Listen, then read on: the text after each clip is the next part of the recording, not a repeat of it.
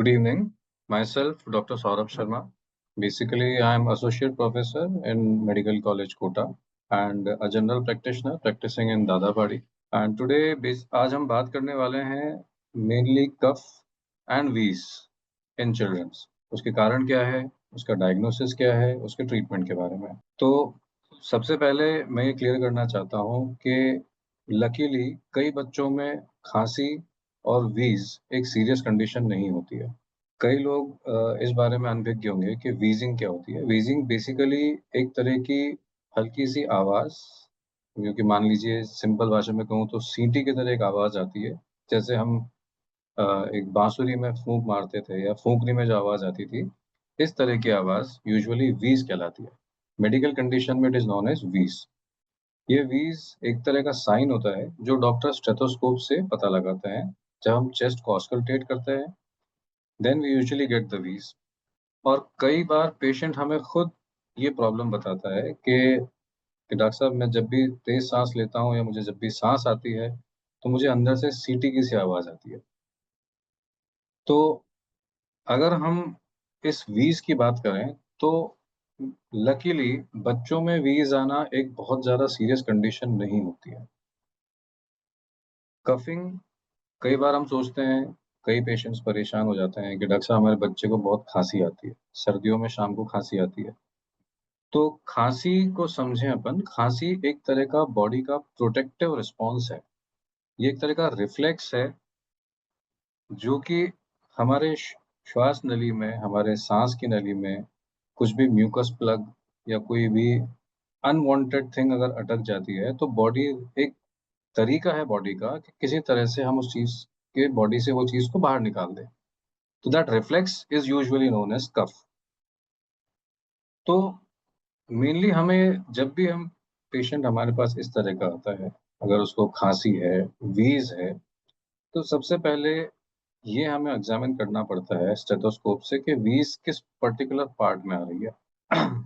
Usually व्हीज़ जो है वो बेसल पार्ट में आती है, कभी-कभी वो लंग्स के एपिकल पार्ट में भी आ जाती है। तो हमें सिर्फ व्हीज़ को देखकर ट्रीटमेंट नहीं देना पड़ता। Basically we have to examine the child completely कि कहीं वो डिस्ट्रेस में तो नहीं है या किसी रेस्पिरेटरी अटैक तो नहीं आया। पूरी पूरी पेशेंट की हिस्ट्री लेना बहुत ज़रूरी होता है। अगर मान लीजिए कि पेशेंट को यूजुअली व्हीज़ आती है, यूजुअली उसको खाँसी आती है, तो it can be a kind of protective response which will improve by the age. लेकिन हाँ, अगर बच्चा डिस्ट्रेस में है और उसके सिम्पटम धीरे-धीरे वर्सन होते जा रहे हैं, बिगड़ते जा रहे हैं, तो हमें उसको हल्के में नहीं लेना है और हमें यूजुअली उसको हॉस्पिटल लेके जाना है। तो मेन क्रक्स मेरी अभी तक की बात का ये है कि यदि अगर बच्चे को खाँसी और व्हीज़ अचानक से आती है, बच्चा डिस्ट्रेस में आता है, सडनली उसकी खाँसी बढ़ जाती है, तो उसे हल्के में ना लें और it is a kind of medical emergency, तो उसको जितना जल्दी हो सके हॉस्पिटल लेके जाएँ। अब हम एक बार ये देख लेते हैं कि बच्चों में कफ का एंड व्हीजिंग का मेनली कारण क्या होते हैं? There are many reasons. सबसे जो कॉमन रीज़न हम लोग देखते हैं इज़ अ सिंपल कोल्ड या वायरल इन्फेक्शन। ये जो वायरल इन्फेक्शन होता है, मतलब ये यूजुअली प्रेज़ेंट करता है रनिंग नोज़, हल्का-सा फ़ीवर, बच्चा थोड़ा-सा अनवेल सा रहेगा, अनयूजुअल सा लगेगा उसको। तो एक कारण यूजुअली हमारा सिंपल वायरल इन्फेक्शन है या सिंपल कफ एंड कोल्ड है। Another reason is asthma. Asthma. अब अस्थमा में मेनली खाँसी होती है, लेकिन वो रात को ज़्यादा बढ़ जाती है या फिर किसी भी प्रकार का स्ट्रेनस एक्सरसाइज़ या विगरस फिज़िकल एक्टिविटी करते हैं, उस समय बढ़ जाती है। तो उस समय पेशेंट जो है, वो कंप्लेन करेगा शॉर्टनेस ऑफ ब्रेथ, छाती में अकड़न, चेस्ट टाइटनेस और व्हीज़िंग की। एग्ज़ामिन करेंगे तो उस समय उसकी व्हीज़ बढ़ेगी और छाती में उसको टाइटनेस सी फ़ील होगी। तीसरा रीज़न जो यूजुअली देखा जाता है बच्चों में, वो भी एक तरह की वायरल कंडीशन है, जिसको कहते हैं bronchiolitis. Bronchiolitis is basically inflammation of bronchioles. ये एक तरह का वायरल चेस्ट इन्फेक्शन है। अगेन इसमें खाँसी ज़्यादा होती है, व्हीज़िंग होती है और डिफ़िकल्टी इन ब्रीथिंग होती है। कई तरह की एलर्जीज़ भी बच्चों में देखी जाती है, जैसे कि डस्ट से एलर्जी होती है, या फिर घर में जो पालतू जानवर है, उनके डैंडर्स से होती है, या फिर सर्दियों में या बरसात में कई बार डैम्पनेस आ जाती है, तो डैम्पनेस की वजह से भी होती है। तो उस समय आप देखेंगे तो पेशेंट को यूजुअली खाँसी होती है और रनिंग नोज़ होती है। एलर्जी में हमेशा there is always running nose. दूसरा एक और कारण देखा जाता है, that is known as croup. Croup is again एक वायरल इन्फेक्शन होता है, जिसमें कि मेनली जो पेशेंट का रेस्पिरेटरी ट्रैक्ट का जो ऊपरी हिस्सा है, उसमें सूजन आ जाती है। तो वो खाँसी इस तरह की होती है, ऐसा लगता है that the patient is barking. It is known as barking cough. और उसकी जो आवाज़ है, उसमें भारीपन काफ़ी आ जाता है, क्योंकि उसकी जो श्वास नली का ऊपरी हिस्सा है, वो सूज चुका है। That is known as barking cough या हॉर्सनेस इन वॉइस। और इसमें समस्या रात के समय ज़्यादा होती है, इट वर्सन्स एट नाइट। और कारण जो हम देखते हैं बच्चों में खाँसी का, that is exposure to smoke. अब स्मोक सिर्फ़ सिगरेट की नहीं होती, although cigarette is a part, लेकिन स्मोक किसी भी तरह का, जैसे कि मान लीजिए घर के आस-पास अपन कुछ कचरा जल रहा है या कुछ कूड़ा जल रहा है या किसी प्रकार की धुआँ जब हो रहा है, उस धुएँ की वजह से, स्मोक की वजह से बच्चा लगातार उस एक्सपोज़र में रहता है, that can lead to irritation the airways and lead to frequent coughing. और हम उसको बार-बार एंटीबायोटिक दिए जाते हैं, बार-बार उसको हम घर पे किसी मेडिकल वाले से शॉप से दवाई लेके उसको दिए जाते हैं, जबकि हम उसका कारण पता नहीं कर पाते। और एक जो बहुत कॉमन कारण देखा गया है बच्चों में खाँसी का, दैट इज़ चोकिंग। चोकिंग में हमेशा ध्यान रखना है कि जब भी बच्चे को सडनली खाँसी बढ़ती है, सडन एंड विगरस कफ, अचानक से खाँसी आ रही है और बहुत ज़्यादा खाँसी आ रही है, that is due to choking. क्योंकि चोकिंग मतलब बच्चा कुछ खा रहा है, कुछ निगल रहा है, खाते-खाते बात कर रहा है, छोटा बच्चा है, वो समझ नहीं पाता। तो अचानक से कोई भी फॉरेन पार्टिकल उसके रेस्पिरेटरी ट्रैक्ट में जाके अटक जाता है, that is known as choking.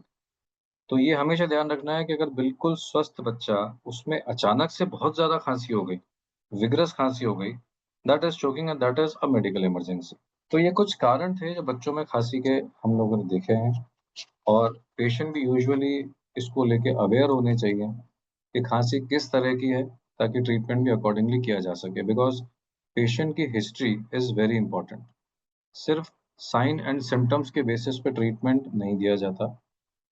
तो ये कॉमन कारण है जो हमने इंडियन सिनेरियो में देखे हैं पेशेंट्स के। कुछ और कारण भी हैं, जैसे कि निमोनिया होता है, एस्पिरेशन होता है। निमोनिया में हम जानते हैं कि वो लंग्स में इन्फेक्शन का एक बहुत बड़ा प्रारूप है। उसमें पेशेंट को बहुत तेज़ फ़ीवर आता है, रैपिड ब्रीथिंग होती है और डीप चेस्टी कफ होता है। मतलब वो काफ़ी एक्सपेक्टोरेटेड स्पूटम निकलता है। बहुत, जिसे अपन सिंपल भाषा में खखार कहते हैं। काफ़ी ज़्यादा खखार निकलेगा, खाँसेगा। उसके अलावा एक कारण होता है गैस्ट्रोएसोफेजियल रिफ्लक्स।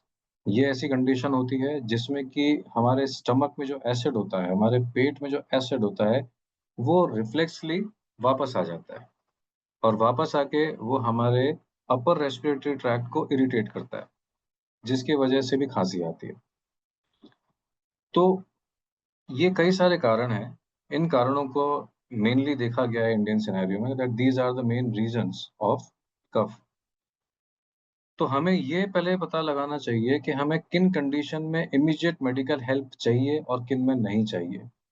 तो हर पेरेंट को ये पता होना चाहिए कि इमीडिएट मेडिकल हेल्प बच्चा क्या सिम्पटम्स शो करे जब उसे इमीडिएटली डॉक्टर के पास जाना हो। सबसे पहले, अगर बच्चे को बहुत ज़्यादा डिफ़िकल्टी और सडन डिफ़िकल्टी हो रही है साँस लेने में, इट मीन्स बच्चे को चोकिंग हो रही है। कुछ ना कुछ फॉरेन पार्टिकल या कोई ना कोई चोकिंग का रीज़न है। अगर उसकी ब्रीथिंग रैपिड है, बहुत तेज़-तेज़ साँस ले रहा है, इर्रेगुलर है, अगर उसकी ब्रीथिंग नॉइज़ी है, बहुत ज़्यादा आवाज़ आ रही है उसके साँस लेने में, या फिर बच्चा रो नहीं पा रहा, या बच्चे की शरीर जो है, उसकी उँगलियाँ, उसके नाक का टिप, कान, ये सब नीले पड़ने लग गए, that is known as cyanosis. यानी कि उसके शरीर में प्रॉपर ऑक्सीजन नहीं जा पा रही है बिकॉज़ ऑफ चोकिंग। बच्चा बहुत तेज़ फ़ीवर में है, हाई ग्रेड फ़ीवर जिसको बोलते हैं, that is a sign of pneumonia. तो कुछ ऐसी कंडीशंस हैं जिनमें फिर आपको, ये जब भी प्रॉब्लम बच्चे को होती है, देन आपको ये ध्यान होना चाहिए कि हाँ, इस समय बच्चे को आपको किसी मेडिकल वाले से या घर के लोकल ट्रीटमेंट ना देकर आपको इमीडिएटली हेल्थ केयर प्रोफेशनल को कॉन्टैक्ट करना चाहिए। अपन डायग्नोसिस की बात करते हैं, तो जब भी वीज़िंग या खाँसी बार-बार आ रही है, रिकरेंट होती है या पर्सिस्टेंट रहती है, लगातार वीज़िंग बन रही है, it means there is a medical condition, there is a problem. तो usually we will go for chest X-ray. X-ray mainly हमें हेल्प करता है कि क्या कोई फॉरेन पार्टिकल चेस्ट में अटक गया है या कोई कंसोलिडेशन आ रहा है जो कि निमोनिया में देखा जाता है। और कई बार एक्स-रे भी इतना प्रॉपर हमें डायग्नोसिस में हेल्प नहीं कर पाता, तो फिर एक मोर डिटेल्ड पार्ट के लिए हमें चेस्ट सीटी करवाना पड़ता है। अगर बच्चों को एलर्जी है, तो usually we will go for CBC, complete blood count. CBC में हम लोग देखते हैं कि मेनली इओसिनोफिल्स बढ़े हुए हैं और आईजीई एंटीबॉडीज़ बढ़ी हुई हैं। क्योंकि मैक्सिमम केसेज़ में ये देखा गया है कि सिर्फ़ एलर्जी की वजह से ही बच्चे को ये प्रॉब्लम होती है। तो इम्यूनोग्लोबुलिन लेवल, इओसिनोफिल्स, बेसोफिल्स ये सब बढ़े हुए रहते हैं। और किसी-किसी कंडीशन में, बहुत रेयर कंडीशन में यूजुअली हार्ट प्रॉब्लम्स या जीआईटी इश्यूज़ जो कि हमने पहले डिस्कस करा है, gastroesophageal reflux disease, they are also a reason of chronic cough. इस कंडीशन में अगर ज़रूरत पड़ती है, then we will go for a bronchoscopy.